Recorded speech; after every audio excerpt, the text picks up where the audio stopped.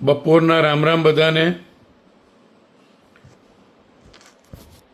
મારા ઘણા મિત્રોને કદાચ મારો આ વિડીયો નહીં ગમે, ઘણા બધા મારા મિત્રોને મારો આ વિડીયો નહીં ગમે, પણ કહેવું જરૂરી છે. સૌનો સાથ, સૌનો વિકાસ, સૌનો વિશ્વાસ.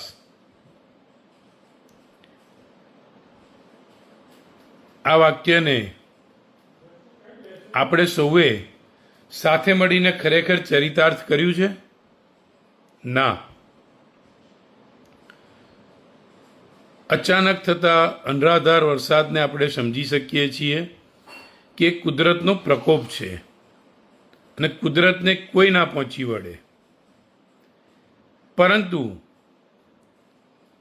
દર વખતે થતી આ પ્રી મોન્સૂન કામગીરીના કરોડો રૂપિયા એ ક્યાં જાય છે?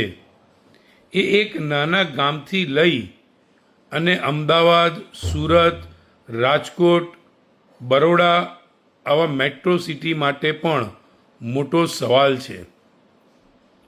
ખરેખર આ પૈસા એ જનહિતાર્થમાં વપરાય છે? ના.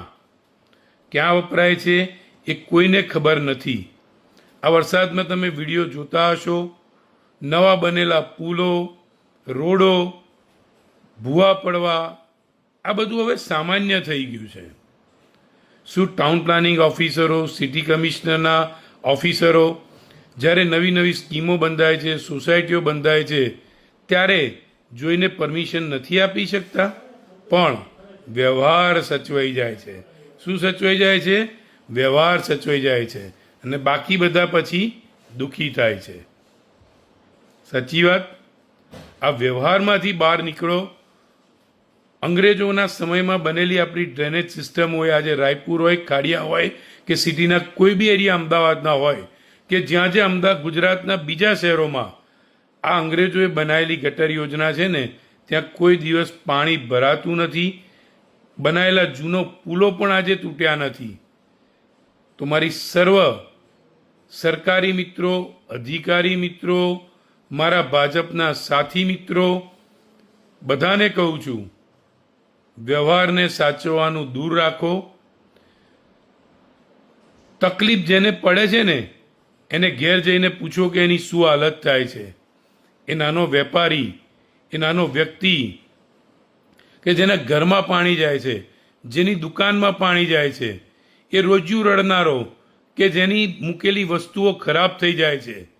તમે તો ફરી એકવાર સત્તા અને પાવરના આધારે ફરી વ્યવહાર સાચવી લેશો, પણ એને જે નુકસાન થયું છે ને એ તમને કુદરત ભરપાઈ કરવામાં પણ મદદ નહીં કરે.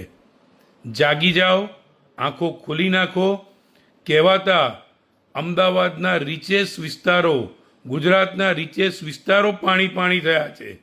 માટે હવે રિયલ સેન્સમાં સૌનો સાથ, સૌનો વિકાસ, સૌનો વિશ્વાસ એ વાક્યને ચરિતાર્થ કરવામાં તમે પણ જોડાઓ. નહીં તો આ સરકારને પણ જતા વાર નહીં લાગે, કારણ કે લોકો ત્રાસી ગયા છે. ઘણું સાંભળ્યું. માત્ર એક આપણા રિસ્પેક્ટેડ પ્રાઇમ મિનિસ્ટર અને આપણા ગુજરાતના પનોતા પુત્ર માન્ય શ્રી નરેન્દ્રભાઈ મોદીના વાક્યોના આધારે થતી જીતોમાંથી બહાર નીકળો અને ખરેખર હવે પ્રજા સેવાના કામ કરો. જય ભારત. રામ રામ. વંદે માતરમ. ભારત માતા કી જય.